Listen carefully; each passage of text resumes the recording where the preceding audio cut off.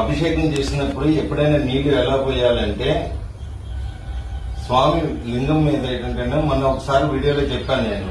ఏంటి, ఇక్కడ గణపతి ఉంటాడు, ఇక్కడ సుబ్రహ్మణ్య స్వామి ఉంటాడు, మధ్యలో సంతోషమాత ఉంటుంది, ఈమె లలిత బాలత్రిపుర సుందరి అంటారు. ఈ తర్వాత ఈ చుట్టూరు పార్వతీదేవి ఉంటుంది. ఒక వీడియోలో తెలియజేయడం జరిగింది. తర్వాత శివునికి పోసేటప్పుడు ఎప్పుడైనా సరే చాలా మంది ఇలాగా చెంబుతో పోసేస్తారు. అలా పోయకూడదు. నీళ్ళు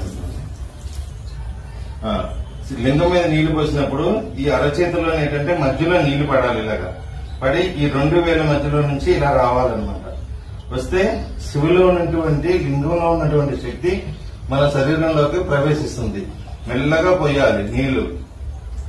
ఇలాగా చక్కగా ఇలా ఎప్పుడైతే పోస్తామో ఆ శివశక్తి అనేది మనలో ప్రవేశించి చక్కగా మనకు ఆరోగ్యము, ఐశ్వర్యము, ఆనందము, జీవితంలో ప్రశాంతత ఇవన్నీ లభిస్తాయి. మన కోరిన కోరికలు అన్ని కూడా తీరుతాయి అన్నమాట. శివునికి అభిషేకం చేసే విధానం ఏంటంటే నీళ్ళు ఈ విధంగా పోయాలి.